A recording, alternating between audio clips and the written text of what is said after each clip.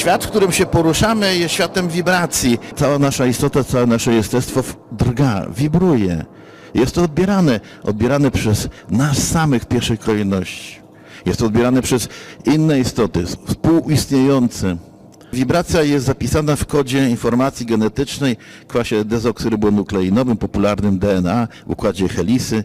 W zależności od tego, jak ta woda w tym układzie funkcjonuje, tak ten przepływ informacji z poszczególnych odcinków genetycznych, z matrycy RNA do DNA powoduje, że synteza przebiega w sposób prawidłowy, harmoniczny lub też są jakieś po prostu zakłócenia, anomalia.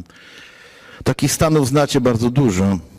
Z jednej strony wspaniała rzecz, wibracja telefonu komórkowego, z drugiej strony przekleństwo dla naszych tkanek i naszego układu, uzależnienie od cyberprzestrzeni. To też są wibracje. Co to znaczy? Że wibracja jest strojeniem harmonicznym, to znaczy nasz organizm dobrze go odbiera. Częstotliwości dla nas najbardziej korzystne. Działają na naszą strukturę kwasów nukleinowych w DNA, odbudowują, przywracają pierwotną równowagę, następnie wpływają na pracę naszego serca, właśnie na tą koherentność, a przez to wpływają na nasze uczucie, emocje, na naszą miłość. Bezgraniczną i bezwarunkową. Wpływają na uspokojenie naszego wnętrza, wpływają na zachowania w aspekcie reagowania na bodźce zewnętrzne, czyli zmiany psychosomatyczne. Wszystko to wycisza i harmonizuje cały organizm. Działanie zdrowotne mizigongów polega na przywróceniu wewnętrznej równowagi, homeostazy. I to, jeżeli organizm uzyskuje wewnętrzną równowagę, uruchamia proces samouzdrowieńczy. To jest największy dar tych instrumentów. Wszystko to oparte jest o rezonans.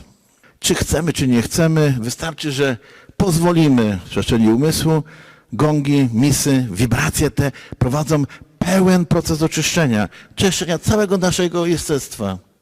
Komórki nowotworowe nie lubią tych wibracji, częstotliwości A i H, rozpadają się, a co ciekawe, zdrowym komórkom nic się nie dzieje.